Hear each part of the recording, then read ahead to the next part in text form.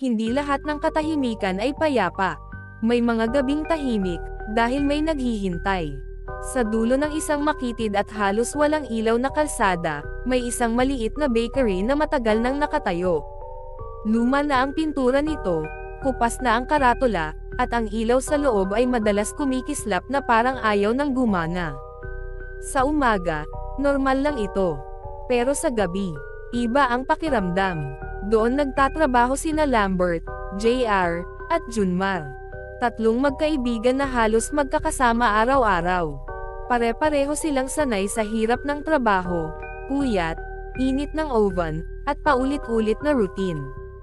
Para sa kanila, ang bakery ay parang pangalawang bahay.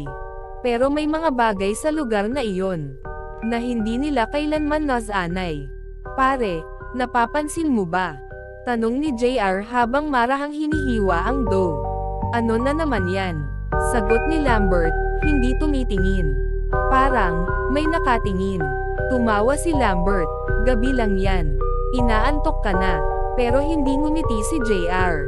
Nakatingin siya sa isang sulok ng kusina. Isang parte na hindi naaabot ng ilaw. Matagal na nilang napapansin iyon. Kahit anong lakas ng ilaw, may isang bahagi ng kusina na parang laging madilim. Parang may anino na hindi nawawala. Junmar, ikaw? Tanong ni JR. Saglit na tumigil si Junmar sa ginagawa niya. Oo. Ha? Ano yun? May naririnig ako minsan. Nanahimik si Lambert. Ano naman?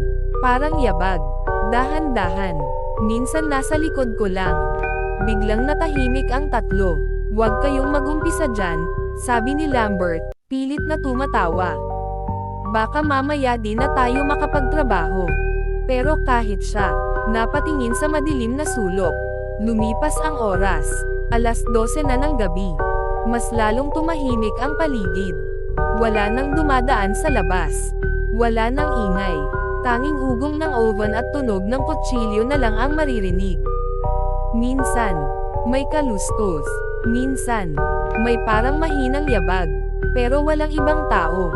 Selfie muna bago matapos, biglang sabi ni Lambert, pilit binabasag ang katahimikan. Gabi na, trip mo pa yan. Sagot ni JR, pero ngumiti rin. Para may remembrance, dagdag ni Junmar. Naglapit silang tatlo sa mesa. Sa harap nila, nakahanay ang mga hinulmang tinapay. Pinwesto ni Lambert ang cellphone. Naglapit sila, ngumiti, click. Isang simpleng litrato. Isang sandali na dapat walang ibig sabihin. Pero iyon pala ang magiging simula ng bangungot nila. Tingnan natin, sabi ni Lambert. Lumapit sina JR at Junmar. Sa una, normal lang. Tatlo sila, ngumiti, walang kakaiba. Hanggang sa, pare, mahina ang boses ni Junmar. Bakit? Tanong ni JR. Zoom mo.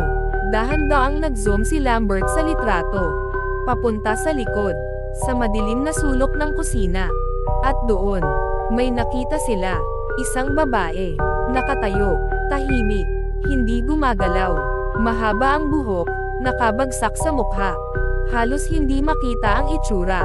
Pero ang mga mata, hindi may kakaila, maliwanag. Parang kumikislap sa dilim. At higit sa lahat, nakatingin siya diretso sa camera. Biglang bumilis ang tibok ng puso nilang tatlo. Hindi tayo to, bulong ni JR. Hindi ako nag-edit, mabilis na sagot ni Lambert. May pumasok ba? Tanong ni Junmar. Sabay-sabay silang napalingon sa likod. Wala, walang kahit sino. Tahimik ang kusina. Pero ngayon, iba na ang pakiramdam. Mas malamig, mas mabigat, parang may kasama na sila. Dahan daw ang naglakad si Junmar papunta sa sulok.